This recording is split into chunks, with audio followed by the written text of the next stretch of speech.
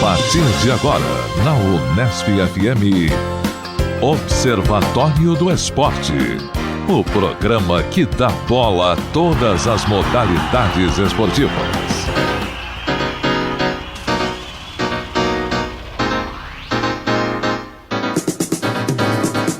Um abraço para você sintonizado em 105,7 nas ondas da Unesp FM. Hoje é sábado, dia 5 de dezembro, o ano é 2015. Eu sou o Guilherme Dias e começa agora mais uma edição do Observatório do Esporte.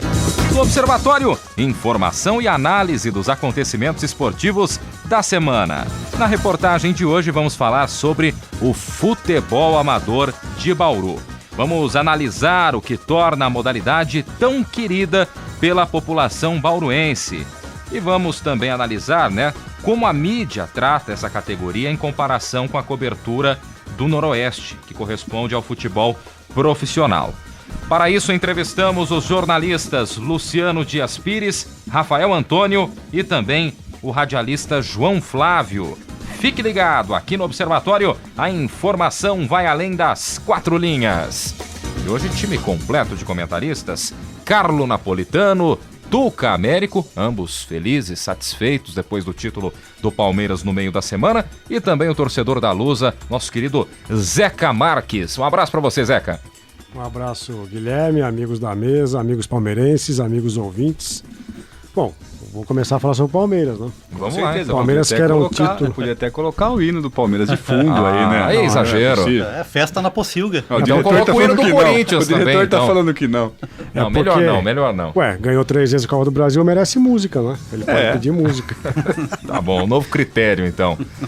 Bom, mas o torcedor do Palmeiras, parabéns, para os palmeirenses. A gente parabenizou o Corinthians na última semana, com a confirmação do título brasileiro. Parabéns também ao Palmeiras, campeão da Copa do Brasil desse ano, e com méritos, né, Zeca? Não.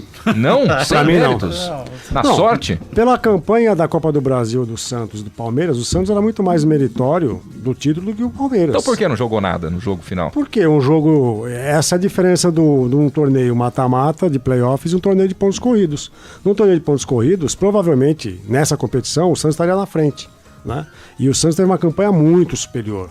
O Santos passou com muita facilidade pelo Corinthians e pelo São Paulo nas fases anteriores, né? O senhor mesmo disse aqui em outros programas que o legal de um mata-mata é que um time de menor expressão, mais fraco, possa ser campeão. O Palmeiras fez isso. Mas é aí que eu quero chegar. O Palmeiras fez isso. Já aconteceu com o Santo André, Paulista. Ué, 3 vezes. Não, mas eu não estou dizendo que isso é ruim. Eu estou apenas dizendo, ele perguntou se foi meritório. Eu estou dizendo que o Santos, para mim, era mais merecedor do título pela campanha, pelo que fez no primeiro jogo. E o Santos padeceu daquele problema de ser muito perdulário no jogo de ida na Vila Belmiro. Desperdiçou uma infinidade de chances de gol, inclusive nos acréscimos do jogo. Aquele gol improvável de ser perdido. Quem contrata Nilson tem que ficar com o vice-campeonato. E no jogo de quarta-feira no Allianz Parque, eu diria que o Santos, quando foi pro ataque, e ele só fez 2 ataques, num lance a bola foi na trave e no outro entrou. Para vocês verem a fragilidade da defesa do Palmeiras. Houve 2 ataques, uma bola foi na trave e outra bola acabou sendo gol. O Guilherme falou do Nilson, que é o jogador do Santos, que perdeu o gol aos 49 segundos do tempo. Aquela tranqueira eu conheço faz tempo. Então, mas ele vem de onde? Eu até perguntei pro nosso colega do departamento, estava que é no São santista, Bento o Jonas, Sorocaba. ele não soube responder. Ele veio de São Bento de Sorocaba, antes rodou, ficou no Vasco por um tempo, mas... Você deveria colocar ele na foto do título do time campeão, pôster. né? No pôster. As anedotas que eu vi hoje na internet, na última semana, era de que erguer uma estátua para ele no Parque Antártica. Pode ser, ao lado do Berda Catani. Mas vejam, 2 questões que eu quero apontar aqui. Primeiro, foi publicado um pôster na última segunda-feira com o Santos campeão. Mimetizando um pouco o que a revista Placar fez 2 semanas antes, em que o Corinthians seria 99% campeão, 99% que era a camisa do Wagner Love.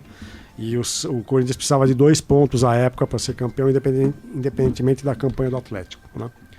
E o editor da revista Placar, o Celso Zelt, acabou se demitindo por isso e por outras razões, que ele disse que essa foi a gota d'água, ele acha que houve um erro da revista. E agora sai um pôster, Santos campeão, na véspera de um jogo que não estava decidido, né? E acho que isso vitaminou um pouco o Palmeiras e lembrou muito o que aconteceu na Copa de 50 no Brasil, quando, na manhã do domingo, dia do jogo, jornais já estampavam o Brasil campeão. E os jogadores uruguaios receberam aqueles jornais, a comissão técnica uruguaia pendurou os jornais no hotel em que estava hospedada a delegação do Uruguai e no vestiário do Maracanã. E aquilo também serviu como combustível extra, uma gasolina aditivada para que os jogadores vingassem, para mim, uma grande inadequação de um trabalho empresarial, jornalístico, de comunicação, seja lá o que for. Engenharia reversa. Engenharia reversa. Agora, no caso do Santos, se fosse uma empresa privada, era para demitir toda a cúpula da gestão do futebol. Porque o Santos abre mão no Campeonato Brasileiro de conquistar uma vaga para a Libertadores, entra com times ditos reservas, ou segundo escalão, contra o Vasco e contra o Coritiba nas últimas 2 rodadas. 2 times estão na zona do rebaixamento, não é? Perde os 2 jogos por 1-0, jogos sofríveis, né, que o Coritiba e o Vasco padeceram para vencer do time reserva do Santos. E agora o Santos não tem Libertadores, não tem título da Copa do Brasil, não tem um ano de 2016 muito alvissareiro, e padece justamente desse calendário simultâneo que nós temos, que esse calendário já fez outras vítimas. Eu lembro que a Ponte Preta chegou a uma final de Sul-Americana e abandonou o Campeonato Brasileiro e perdeu a Sul-Americana. O Goiás fez a mesma coisa numa Copa Sul-Americana, chegou à final da Sul-Americana e no Brasileiro foi rebaixado, porque abriu mão do Brasileiro, porque achava que vencendo a Sul-Americana teria a vaga na Libertadores no ano seguinte. Então, o próprio técnico do Santos, o Dorival Júnior, agora vi culpar o gramado e falar que o campo da Vila Belmiro é um charco. Mas quem administra o campo da Vila Belmiro é o Santos, não é o Palmeiras que administra. Sim. Aliás, o gramado do campo do Palmeiras é um pasto, né? Que me perdoe o torcedor do Palmeiras. Mas aí tudo bem, mas aí é um pasto para as duas equipes. Sim, mas o que a gente questiona, tu quer aqui realmente um campo novo, né? Uma estrutura montada, um pasto. Montada para shows, eventos. É capaz que o nosso querido amigo do Santos, como é que é o nome dele mesmo? O atacante, o Nilson. O Nilson pudesse ter feito aquele gol cuja perda é improvável se o gramado estivesse em melhores condições. Agora, por que o Santos então não fez esse jogo no Pacaembu, já que ele tinha o mando do jogo e poderia ter uma carga de ingressos de 80% no Pacaembu? Não, se você tem o mando e você reclama do gramado... Ali ele errou mesmo, não tinha nenhuma relação com o gramado, a bola sobrou para ele. A bola atrapalhou. Mas não sei, talvez ele seja destro e não de chutar com a esquerda. Já há algum tempo ele faz isso, viu? Com as duas. Quem errou o primeiro pênalti do Santos que escorregou? O Gabriel. Não, o Marquinhos Gabriel. Marquinhos Gabriel. Me lembrou muito a final numa Copa América, que o Brasil errou vários pênaltis no gramado ruim com a Argentina. Não. Na Argentina. Na Argentina contra o Paraguai. Contra o Paraguai, o Brasil perdeu todos os pênaltis que bateu. Bom, a outra questão que eu queria destacar, e serei muito breve hoje, é o Fluminense, que mais uma vez, de maneira até involuntária, está envolvido naquilo que pode ser um grande escândalo deste campeonato, porque torcidas organizadas, vozes influentes do Fluminense, estão implorando para que o elenco entregue o jogo de domingo contra o Figueirense, porque se o Figueirense vencer, o Vasco estará automaticamente rebaixado, né? Não tem, o Vasco tem 2 condições: vencer do Coritiba, torcer para o Avaí não vencer o Corinthians, o que é muito provável. O Corinthians quer bater o recorde de pontos. Está motivado. E só precisa de um empate para isso, e se empatar o Avaí pode cair. Então o Vasco precisa ganhar do Coritiba, torcer para o Avaí não ganhar e torcer para o Figueirense não ganhar. Se o Figueirense ganhar, não adianta o Vasco vencer o seu jogo e o Avaí perder, o Vasco cai. E aí o Fluminense mais uma vez vai se envolver com um caso que eu acho que é extremamente nocivo, que ele já foi beneficiário disso num campeonato que o Palmeiras teria, em tese, entregue a partida, um jogo que foi na Arena Barueri, que é o ano em que o Fluminense foi campeão, em 2012, não é isso? A torcida do Palmeiras queria que o goleiro do Palmeiras, o Deola, falhasse, entregasse o jogo, porque se o Fluminense vencesse, o Fluminense seria campeão e o Corinthians não teria mais chance de título. E agora vai acontecer o contrário. Se o Fluminense fizer isso, vai rebaixar um grande rival. E eu diria que para o futebol carioca é ruim a queda do Vasco. Para o futebol carioca é ruim que você não tenha os 4 grandes disputando o Campeonato Brasileiro e o próprio Campeonato Regional. Então, para mim, é um tiro no pé do próprio Fluminense se eliminar o rival dessa maneira, se de fato houver entrega, né? E o Fluminense, vamos lembrar aqui, tem uma participação não explicada ainda em 2013, com a queda no campo para a segunda divisão.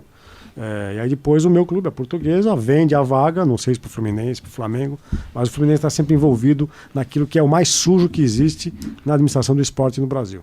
Ô Zeca, tem toda a razão em falar isso, mas a situação do Vasco não é neste jogo. Né? Sim, um time que fez 13 pontos na primeira fase do campeonato, se o Vasco cair... O primeiro turno do Vasco foi terrível. Não merece ficar. Se o Vasco cair, não vai ser por causa do jogo contra o Fluminense. Mas o que me incomoda é a pressão de vozes e torcedores do Fluminense de que o time tem que entregar. O que, se a gente pensar na história do Fluminense nesse campeonato, também não é difícil, né? O time jogar mal e não fizer. O próprio meia lá do Fluminense, o Vinícius, disse que não seria nada de absurdo, né, se o time perdesse. Ele disse isso há 2 semanas atrás, até provocando o torcedor do Vasco. Agora, para o histórico das duas equipes do campeonato, o resultado mais óbvio, mais normal é o empate. O empate favorece o Vasco, se o Vasco vencer. Agora, eu acho que o Vasco não vai sequer vencer o Coritiba, essa que é a questão. O que pode absolver o resultado do jogo do Fluminense, pode até fazer uma administração de resultado de placar conforme o jogo for se desenrolando, porque os jogos vão acontecer no mesmo horário. E, na verdade, eu acho que esse é um outro erro de administração do campeonato. Nas últimas 5 rodadas, os jogos que envolviam título ou descenso tinham que ser no mesmo horário. Uma equipe não podia ser beneficiada de jogar sabendo o resultado do outro. Né? E aí brincaram que o Vasco teve um problema no último domingo, alagou o estádio do campo de São Januário, e o jogo atrasou em 1 hora, mais de 1 hora, né? Mais de 1 hora. E aí a brincadeira é, o Vasco quis ficar mais 1 hora na Série A. E o Vasco jogou no mesmo horário em que jogavam Palmeiras e Avaí no Arena Park. Palmeiras e Curitiba. Allianz Parque.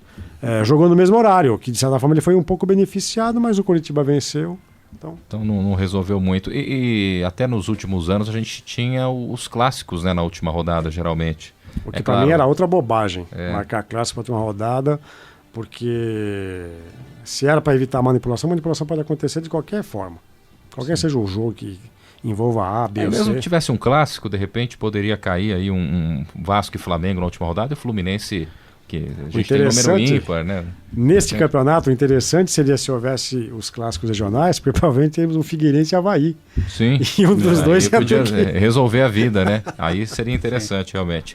Mais algum tópico, Zeca? Por enquanto é isso. E parabéns aos palmeirenses. Eu, se fosse palmeirense, estaria radiante, feliz a semana inteira.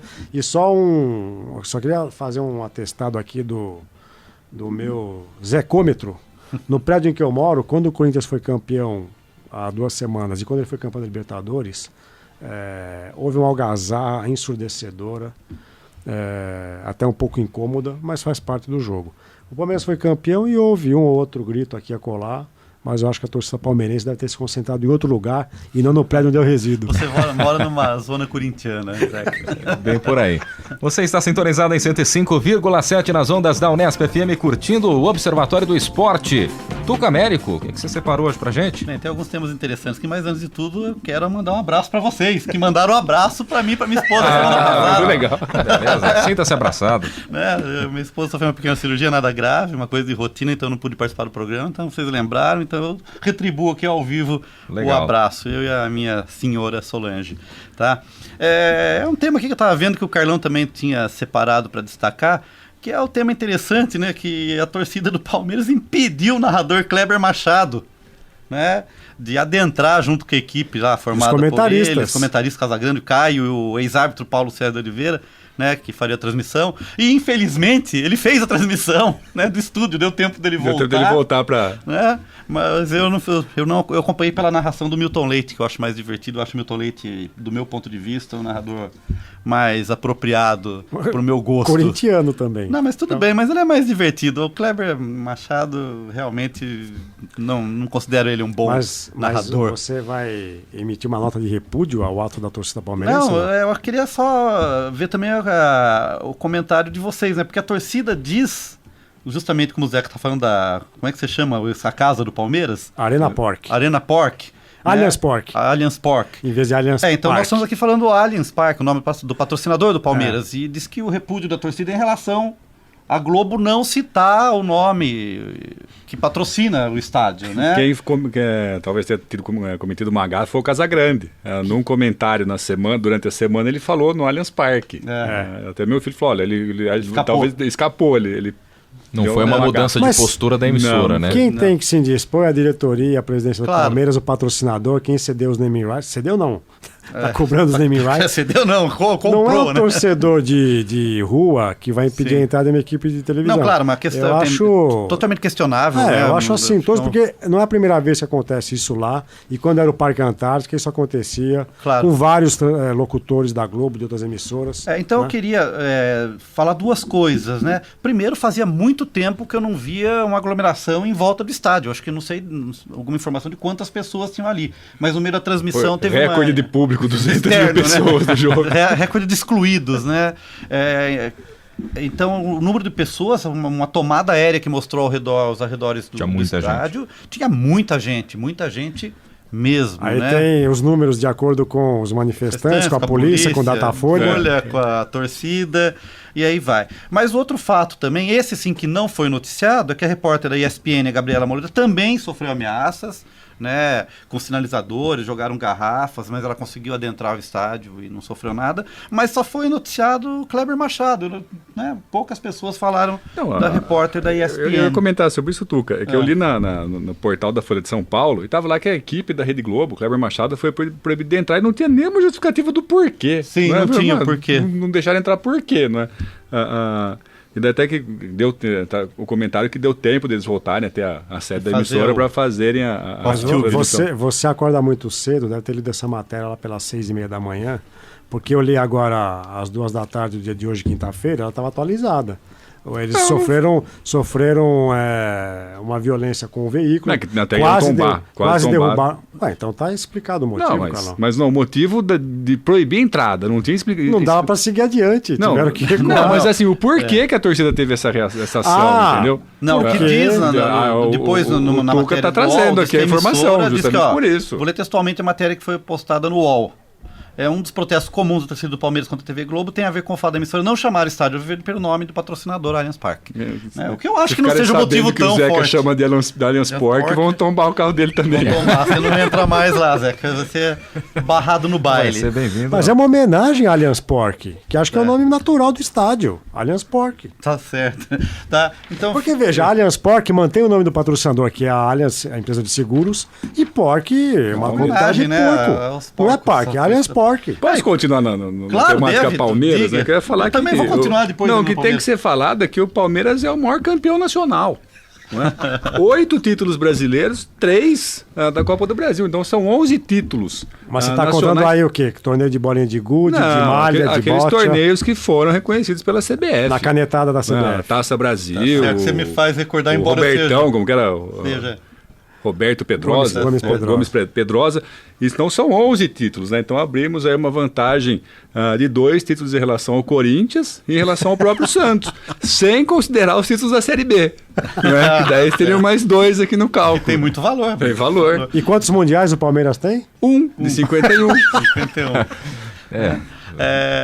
Quem era membro da nossa equipe aqui, Zé, agora eu não me recordo, né? Que teve um ano que o Corinthians não ganhou nada e um membro da nossa equipe falou, não, esse ano o Corinthians ganhou sim, foi campeão de Fórmula Truck. João Paulo Benini, o Papa, né? Papa. Não, ganhou Fórmula Truck aquele ano. Então tem um tempinho já. Apesar que no ano passado o Corinthians não ganhou nada também, né? Talvez você sabe a Fórmula Truck.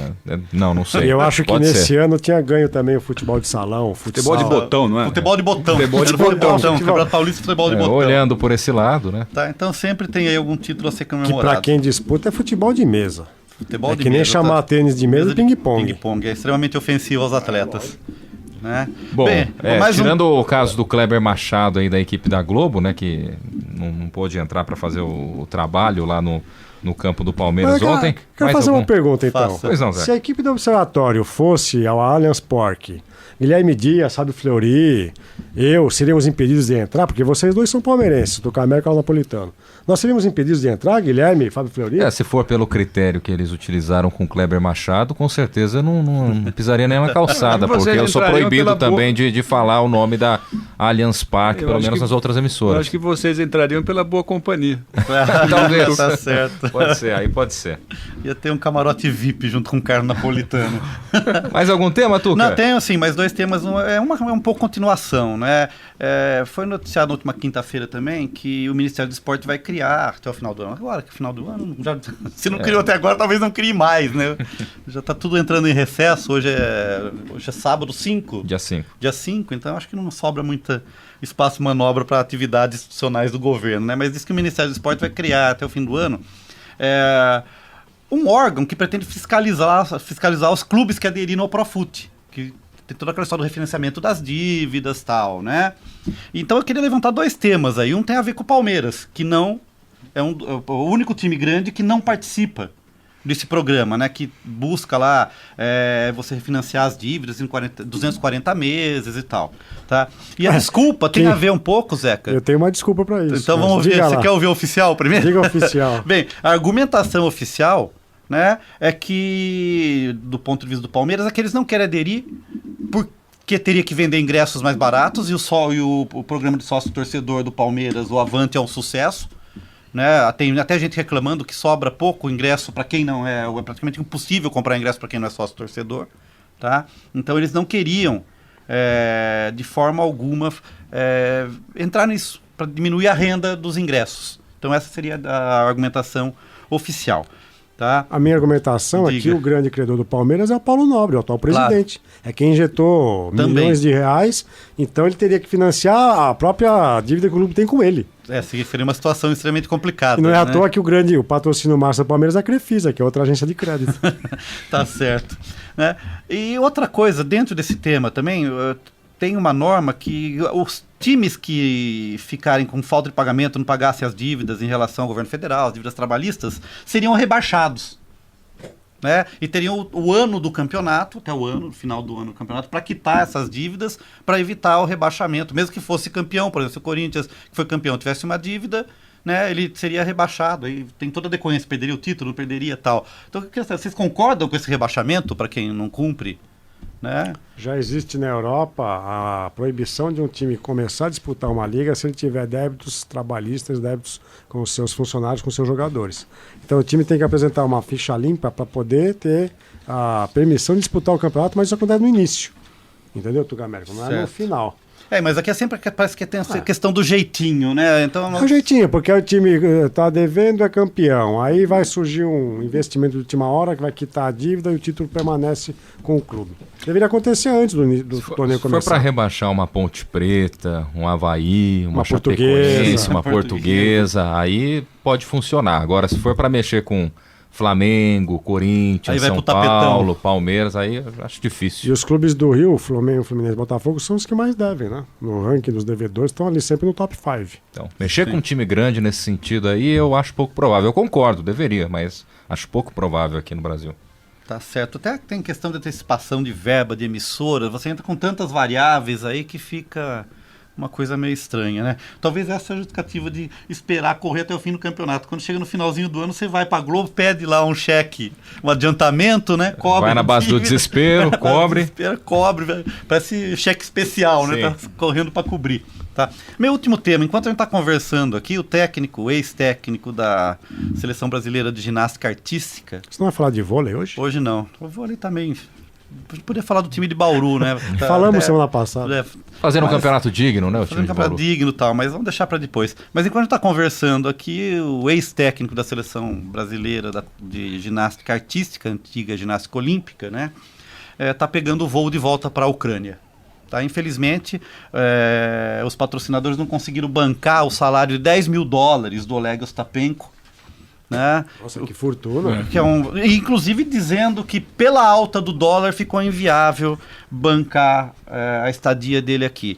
Eu acho uma falta total de respeito no ano pré-olímpico, faltando poucos meses para uma Olimpíada. O Oleg Ostapenko tem um trabalho, ele quanto praticamente... Tempo ele tem a notícia? Quanto tempo ele está à frente da equipe? Ele ficou duas etapas, primeiro 2002 a 2008 e agora ele voltou 2011 e 2015 pensando num projeto olímpico, né? Então tá saindo agora. Que é estranho porque, salvo engano, o grande patrocinador da ginástica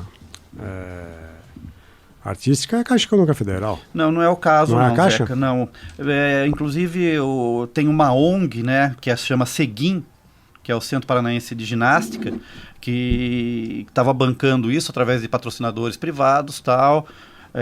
Ele ficou 3 meses sem receber, não reclamou de não receber, só que chegou um momento que ele recebeu agora uma proposta para fazer uma reestruturação da ginástica artística na Bielorrússia.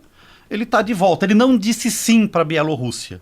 Então existe uma expectativa que talvez ele volte. Tá? Mas eu acho um descaso por conta de $10 mil, né, num projeto grande. Não é um valor tão alto. Né? Não é um valor tão alto em termos esportivos. O Oleg Ostapenko, ele que fez surgir no Brasil de forma efetiva a ginástica artística. Mas eu me lembrei da Caixa, porque aqueles circuitos que houve no ginásio de Ibirapuera, em outras cidades, tinha, salvo engano, o patrocínio da Caixa por evento. A estrutura do evento e tudo mais, né? Mas o centro de treinamento... Mas é que essas modalidades estão sempre nas mãos das empresas estatais, Correios, Petrobras, Banco do Brasil, Eletrobras, né? Então é estranho. Então, na verdade era isso, ele recebia $10 mil, né? Que com certeza quando ele assumiu esse contrato, praticamente 40% do salário menor, né, do que seria hoje, tá?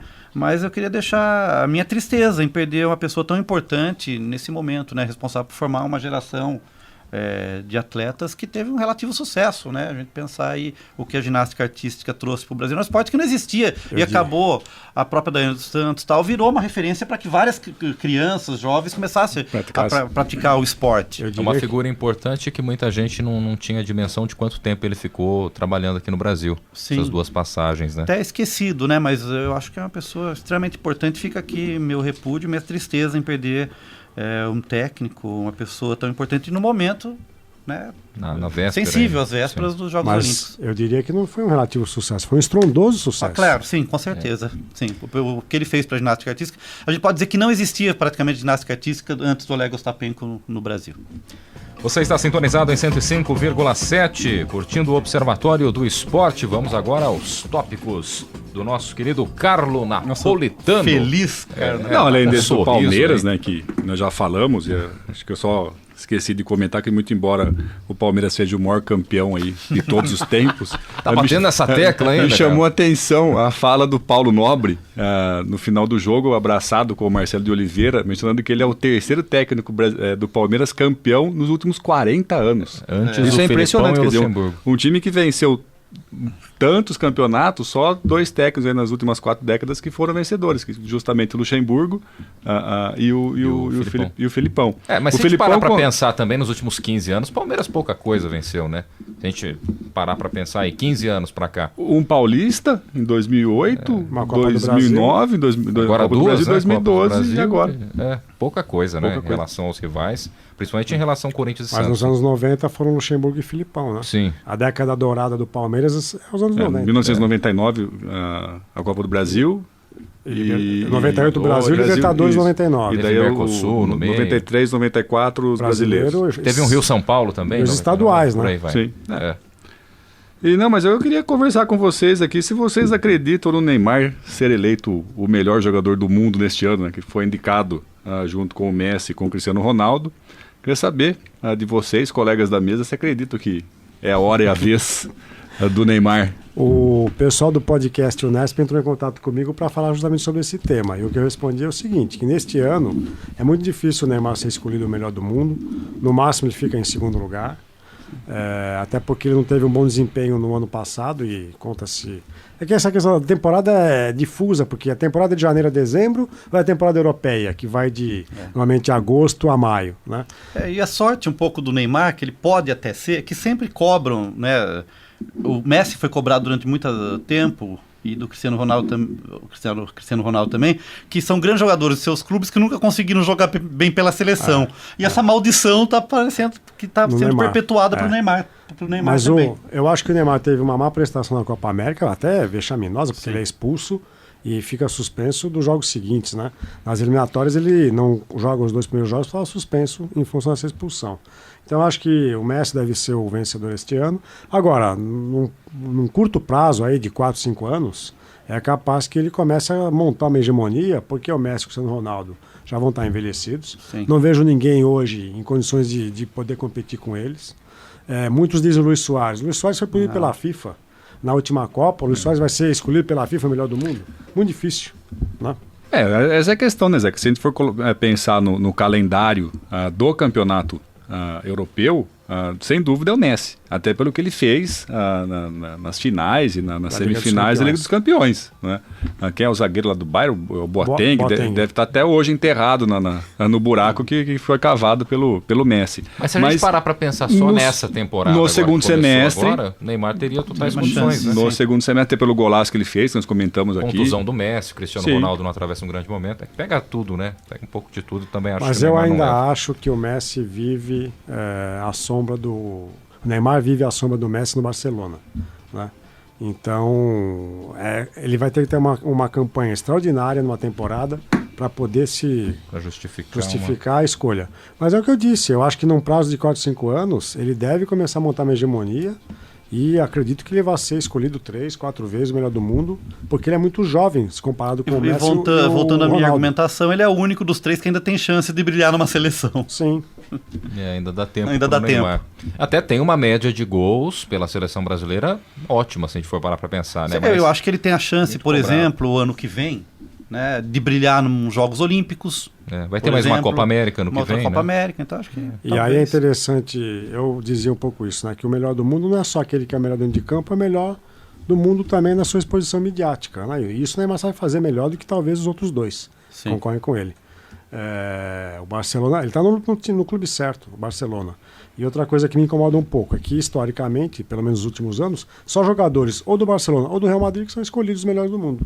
Então, Ronaldinho Gaúcho, Ronaldo Fenômeno, o Zidane, Figo, agora o Messi, o Cristiano Ronaldo. O Kaká, que foi o último brasileiro indicado. Aí ele foi no Milan, né? Ele estava no Milan. Mas é uma hegemonia do Barcelona e do Real Madrid que também acho que incomodam. Não é só lá que tem jogadores esplendorosos, né? Mas é que a capacidade de exposição multimediática que esses dois clubes têm, acabam também, essa exposição multimediática acaba catapultando os seus jogadores, os seus principais astros. Com certeza, né? Os gols que o Messi, o Neymar e o Cristiano Ronaldo fazem repercutem muito mais do que outros jogadores que estão por aí, né? E existem rumores aí, cada dia que passa isso fica um pouco mais forte, né? Uma mudança do Cristiano Ronaldo para Paris, né? Para defender o Paris Saint-Germain, do Messi mesmo com propostas do futebol inglês. Então, de repente, o Neymar vai ficar aí como a grande figura do futebol espanhol e talvez esses outros craques mudando também de times, né, de equipes, já partindo para o final da carreira. Deve ser mais ou menos isso que o Zeca disse mesmo, né? O Neymar vai ficar soberano aí para os próximos anos. Pelo menos essa é a tendência. Eu só torço para que ele melhore o desempenho na seleção. Ah, sim, todos nós torcemos, né? Para que possa render um pouquinho mais. Mais algum tópico, Carlão? Posso falar alguma coisa que não seja o futebol? Falar sobre o basquete? Por favor. É o basquete do Palmeiras? O basquete do Palmeiras. É o basquete do Palmeiras. Por sinal, é mesmo. Não, mas na verdade eu queria dar os parabéns para a equipe sub-12 da Criarte, que ficou vice-campeã estadual. Um time aqui de Bauru. Perdeu para o Palmeiras. Perdeu o Palmeiras. Perdeu o Palmeiras. Esse jogo foi... os jogos foram na semana passada, no último final de semana. Foi a primeira vez que o Palmeiras ganha e você fica triste. Foi um quadrão... Fiquei feliz pelo resultado da equipe aqui de Bauru. Vice-campeonato estadual é bem legal. E foi um quadrangular final, né? As equipes envolvidas do Palmeiras, a equipe de Bauru da Criarte, uma equipe de Rio Claro e uma equipe de Mauá. Foram jogos, um contra todos ali, todo mundo jogou 3 jogos e o time da Criarte só perdeu para o Palmeiras.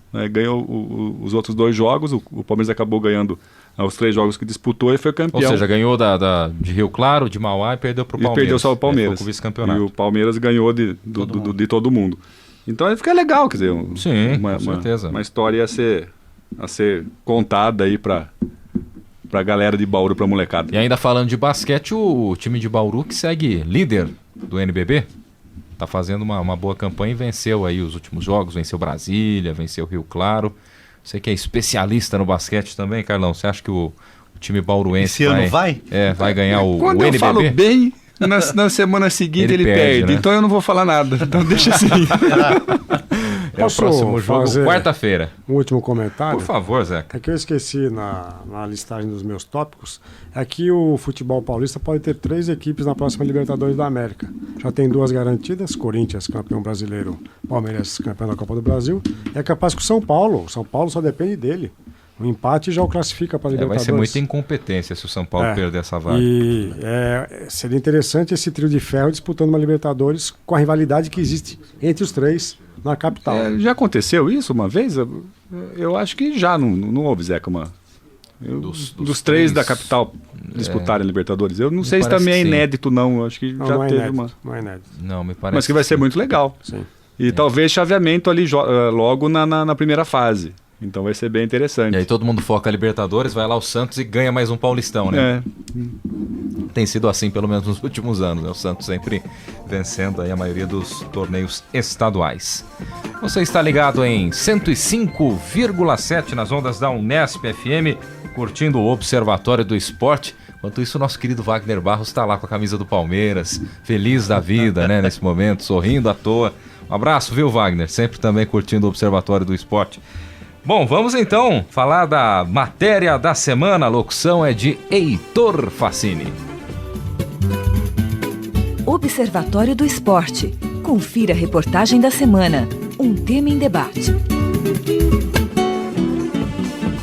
A Liga Bauruense de Esportes foi fundada em 1931. Apesar do nome, ela cuidava exclusivamente do futebol amador da cidade.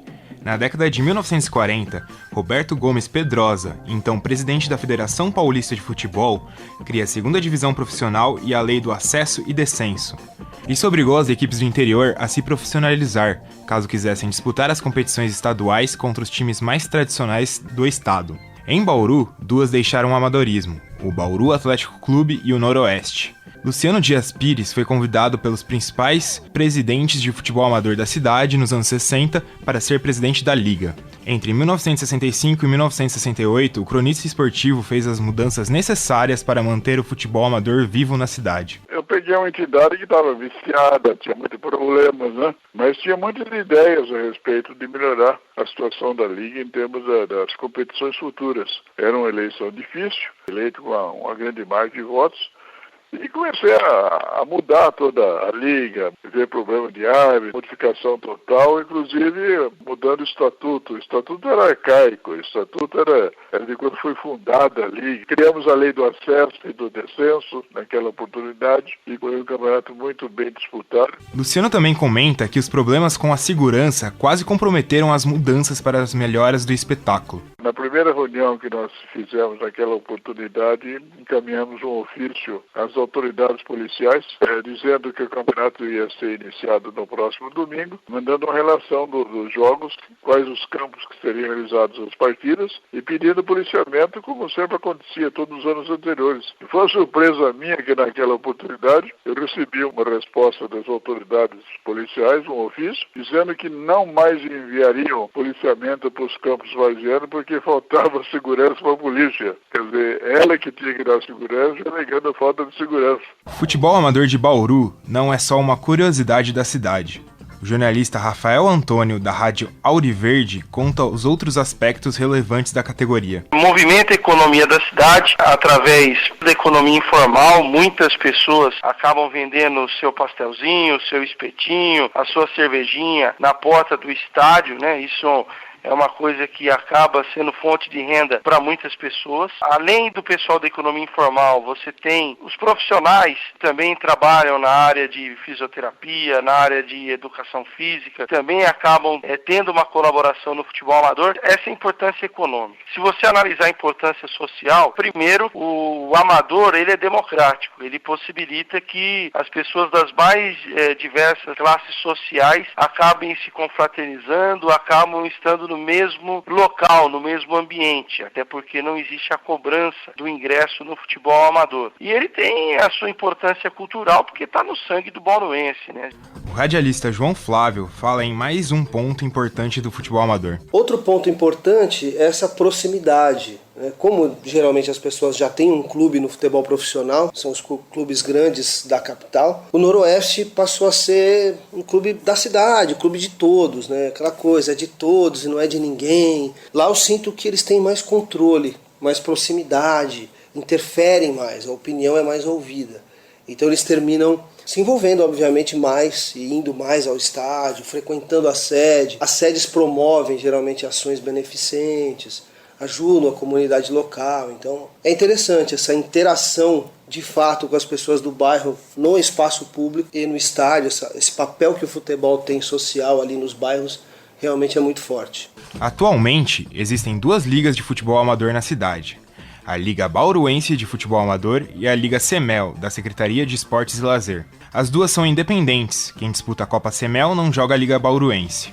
Cada vez mais o futebol amador tem garantido estabilidade financeira. Desta forma, jogadores têm preferido migrar para o amadorismo a permanecer em times pequenos no profissional. O jornalista da rádio Auriverde, Rafael Antônio, conta um motivo. Que hoje o amador, existem 2 situações. Existem esses jovens que têm no futebol amador a vitrine para tentar chegar ao profissional, mas tem também o processo inverso, que hoje é muito maior, que é o cara que busca no futebol amador exatamente a sua sustentabilidade que ele não obtém no futebol profissional. Porque ele já está numa idade em que ele já tem família, ele tem filho para criar, ele prefere jogar no amador, que ele sabe que ele vai atuar 8, 9 meses no ano. Normalmente o time de futebol amador garante para ele uma profissão durante a semana. Quando não, paga o cachê dele no domingo. E cachê de jogador de futebol amador hoje, ele está maior do que o que ganha o jogador de futebol por mês. Então hoje o amador, ele dá muito mais estabilidade de emprego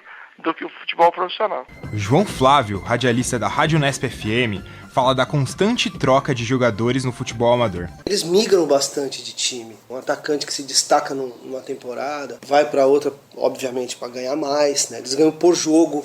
Então é bem interessante assim, essa migração, embora a base se mantenha.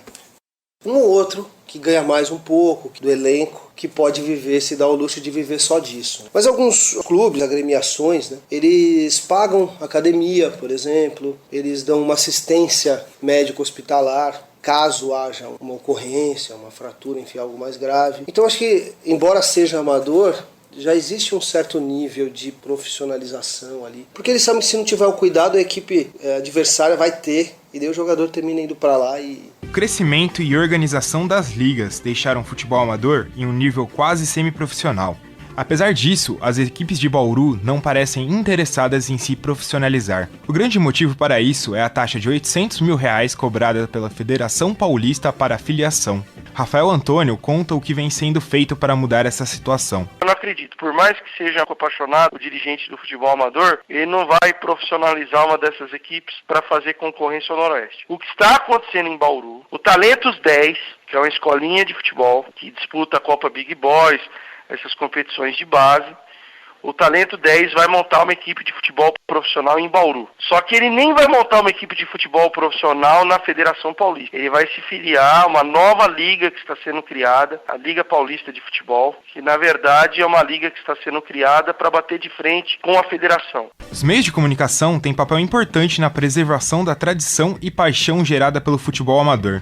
Contudo, grandes veículos da cidade fazem uma cobertura superficial das competições na maioria das vezes. O repórter Rafael Antônio conta as causas dessa situação. Existem alguns veículos de comunicação que dão, sim, a devida importância ao futebol amador.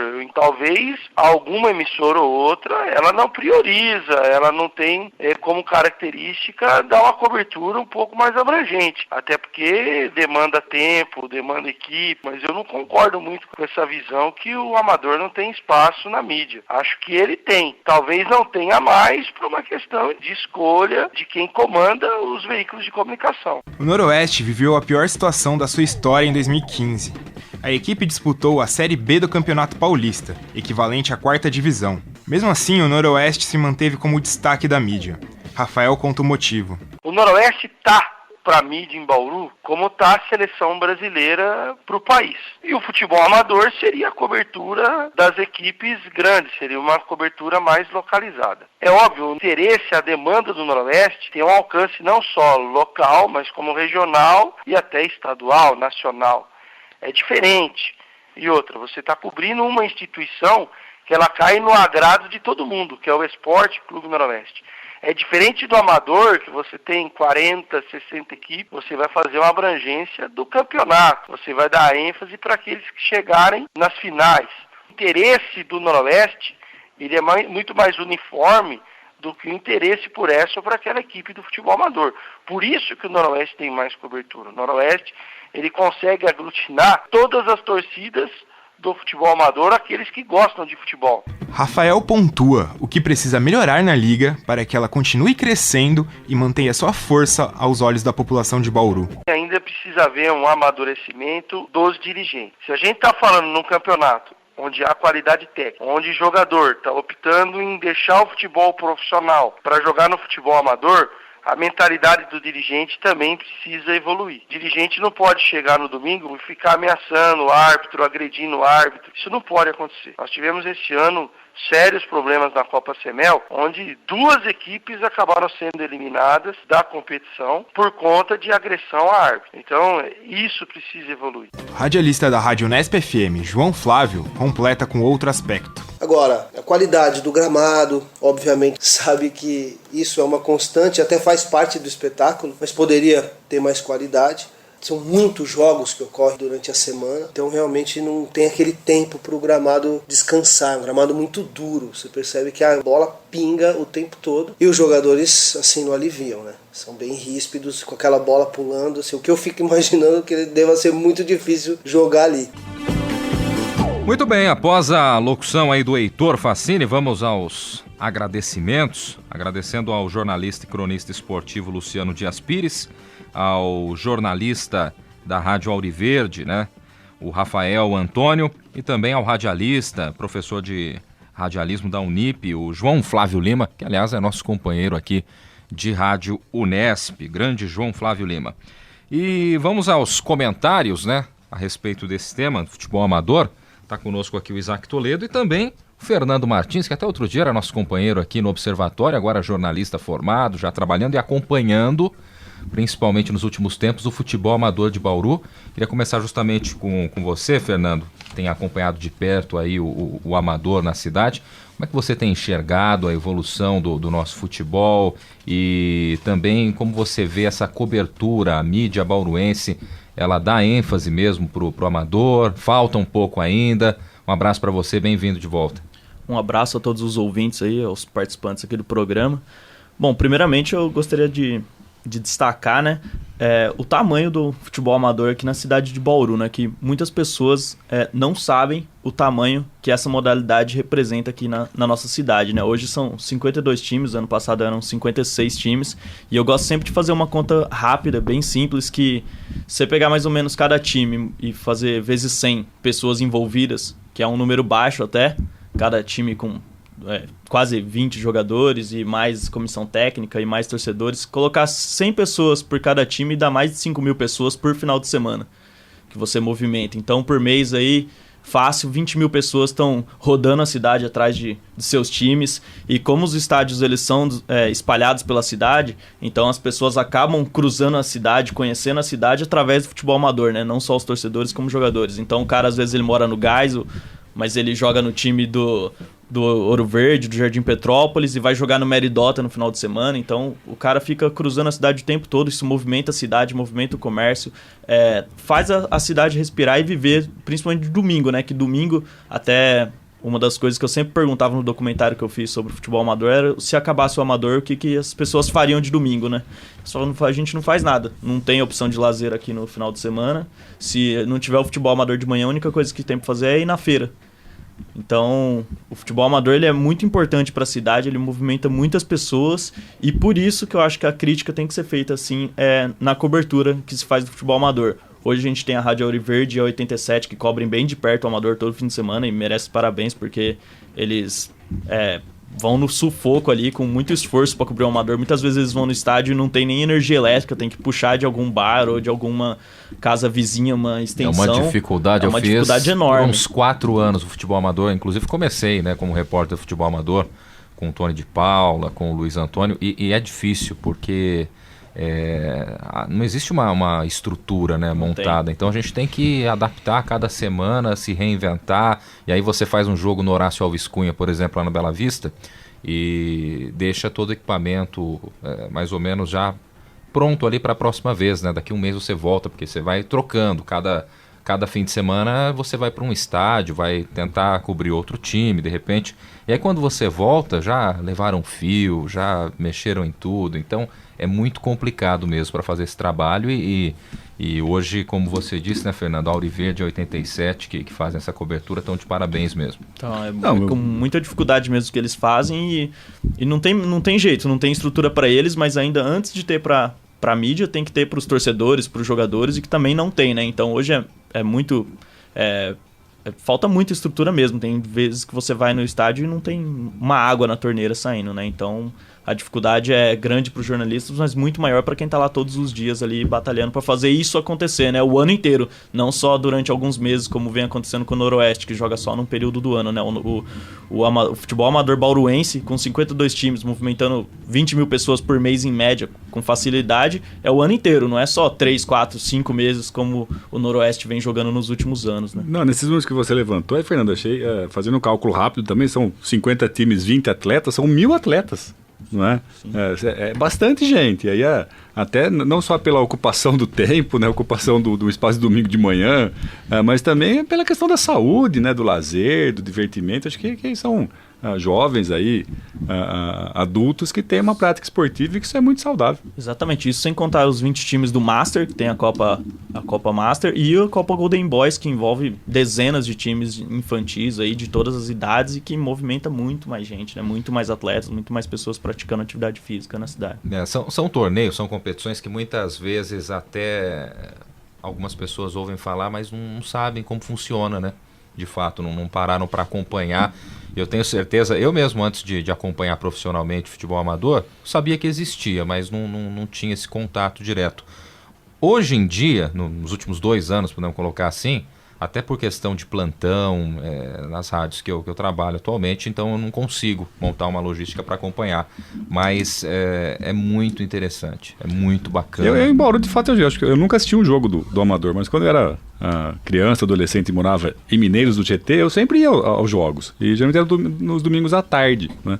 Então tinham 2 times na cidade, o Mineiros Esporte Clube, o popular MEC, e o Clube Atlético Mineirense, que era o mais antigo. Então eram 2 clubes ali que participavam do Amador.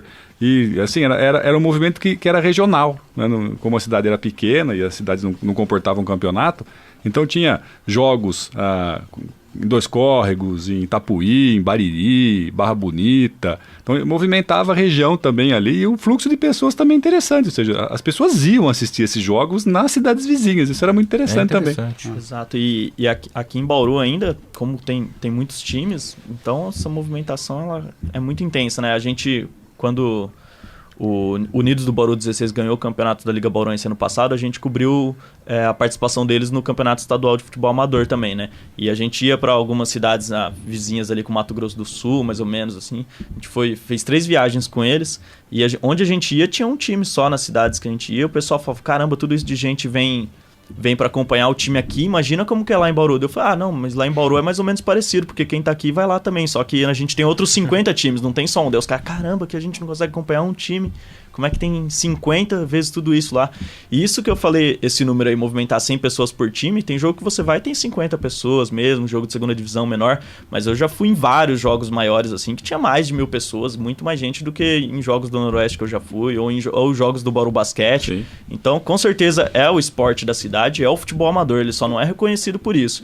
Então, por isso que às vezes eu cobro mais, por exemplo, no Jornal da Cidade, principal jornal do município, é uma notinha ou outra, os resultados ali de segunda-feira, mas ele não aprofunda, não faz um texto sobre, no máximo acompanha a final só. TV, nada, nunca aparece, só aparece no jornal da cidade, né, e nas televisões quando acontece uma tragédia, quando tem alguma confusão. Quando acontece alguma confusão ou quando acontece algo pitoresco. Então, isso que é o que eu gosto de criticar, né? Porque só exploram o amador quando ele traz algo negativo, algo curioso que foge do futebol. Mas a modalidade em si respira, é muito grande, tem muito a oferecer, tem muitas pessoas que gostariam de acompanhar, mas não tem local nenhum. Como é feito a organização dos eventos, né? Como que vocês se organizam? Quem financia isso? Quem patrocina? Como que é feita essa organização? Os times, eles costumam ter vários patrocinadores. Todo ano muda o uniforme, né? Porque tem que atualizar os patrocinadores, e todo time tem 4, 5, 6 até muitas marcas de patrocínios, né? Que daí, às vezes, é um cara de um bar que dá 50, 100 reais, aí eles vendem... Geralmente eles têm uma sede, aí eles costumam fazer rifas de camisa, vendem frango assado, fazem eventos comunitários, né? Eles vão se reinventando e faz girar aquilo de uma maneira. Eu moro no Jardim Europa e tem um bar na esquina abaixo da minha casa, ali era a sede de um dos clubes desses times que participavam, né? Eu acho que até interessando a sede, as pessoas se encontram lá, ele vende mais cerveja, mais salgadinho e tal, tem uma logística, né? Mais uma vaquinha ali para arrecadar. É um interesse muito lógico. Rifa, né? E muito se fala também do interesse de grupos políticos, né? Muitos políticos que acabam apoiando aí alguns times em troca. Como o Fernando disse, né? São mais de 50 times, então a gente encontra de tudo, né? Tem político ajudando, a comunidade mesmo, o pessoal do bairro. Tem time que às vezes perde um pouco de identificação com o próprio bairro, né? E depois volta no ano seguinte. Que traz os jogadores de fora muitas vezes, né? Então tem tudo isso. Tem times que, por exemplo, tem 10 diretores, daí um é marceneiro, o outro é pintor, o outro não sei, atividades diversas assim, e daí faz troca de favores para os jogadores. Às vezes você não tem um dinheiro para pagar o jogador, mas o jogador, por exemplo, bateu o carro no mês passado, precisa arrumar, tem um diretor que é mecânico, ele acaba indo lá e consertando o carro do jogador. A famosa permuta. Então vai movimentando muito, assim, tem time, por exemplo, que tem uma Kombi e tudo que o bairro precisa, essa Kombi ajuda. Vai lá, tem um vizinho que está precisando trazer um fogão de um lugar, eles vai lá e fornece, e isso vai movimentando, fortalecendo o vínculo de amizade, né? É uma coisa muito interna dos bairros mesmo, assim, tem uma ligação muito forte. É uma rede de sociabilidade, né? Isso é bem interessante. No domingo, tem dia que começa às 8 da manhã e termina às 4, 5, 6 da tarde, né? Porque eles começam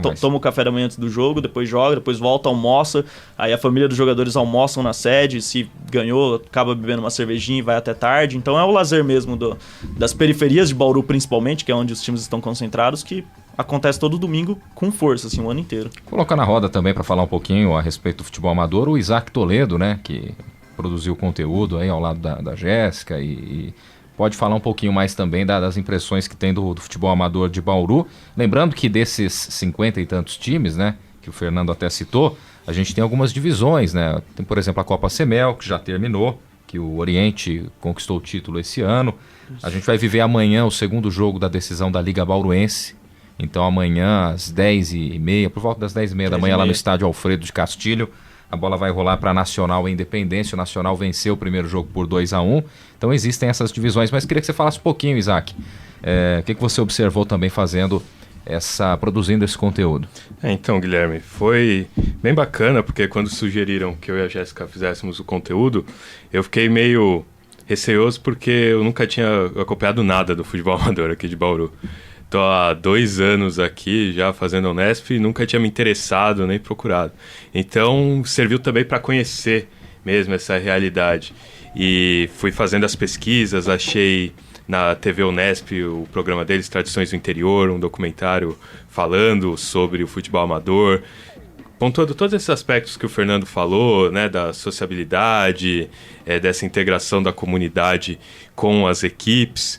E foi bem bacana que me interessei, né? Fiquei bem interessado e depois fiquei pensando, sou de São Paulo, né? Será que em São Paulo tem isso? Porque eu também... Com força. É muito forte em São Paulo. Então, acho que o amador de Bauru no estado só perde para o São Paulo, aliás. Então, sempre tive aquela coisa, né? A família inteira de São Paulino, sempre São Paulo, sempre no futebol profissional. Nunca pensei no futebol amador, se existia mesmo algumas competições.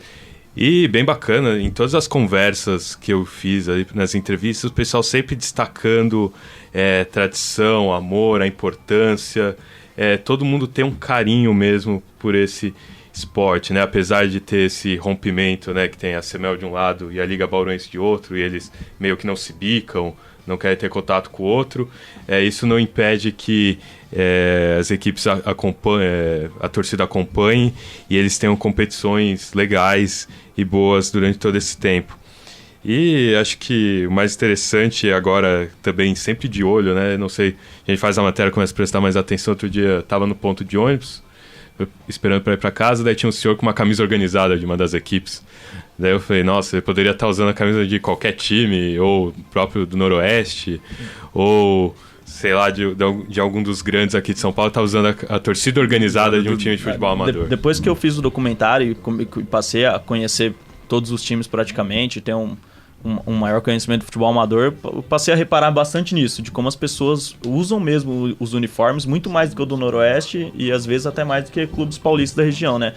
Principalmente em grandes eventos, assim, você pode ver quando tem um grande show, por exemplo, no Vitória Régia, sempre passa ali um grupinho com 5, 6 pessoas uniformizadas completamente, com a calça, camisa, blusa, por exemplo, de um Geisel, de um Unidos do Bauru 16, de um comercial, um parquinho, de um nacional. Tantas equipes tradicionais. E tantas equipes, né? E a tradição que você falou, só nessa final que vai ter amanhã, um time é o mais antigo de Bauru, que é o Nacional, é o time mais antigo da cidade de forma ininterrupta, né? O mais antigo é o São Francisco, que ainda está em atividade, mas ele parou em alguns anos e voltou, Sim. né? Agora o Nacional ele já está há mais de 60 anos em atividade. Nacional da Vila Cardia. Isso. E o Independência. O Independência é mais de 50 também, 52, 53 anos.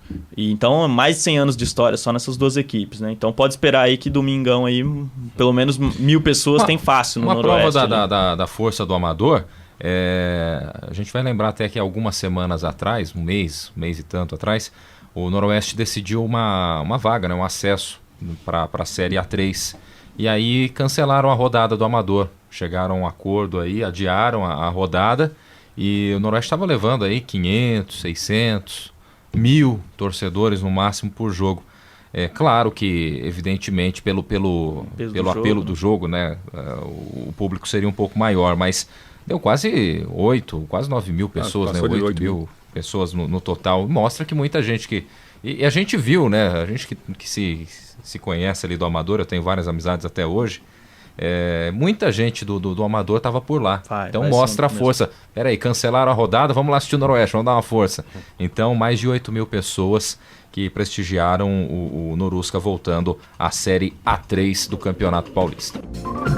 E você, ouvinte do programa que acessa as redes sociais, curta a nossa página no Facebook. O endereço é o www.facebook.com/Observatório do Esporte. Acesse também o blog do nosso programa. O endereço é o www.observatoriodoesporte.blogspot.com.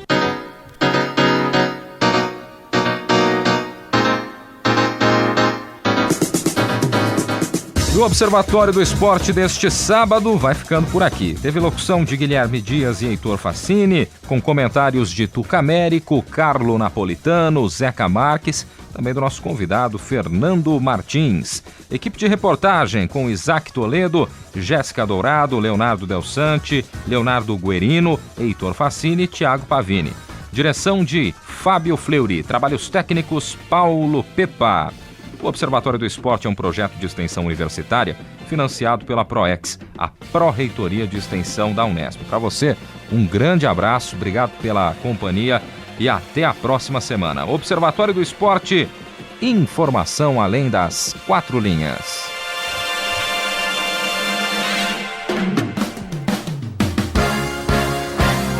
A Unesp FM apresentou Observatório do Esporte. O programa que dá bola a todas as modalidades esportivas.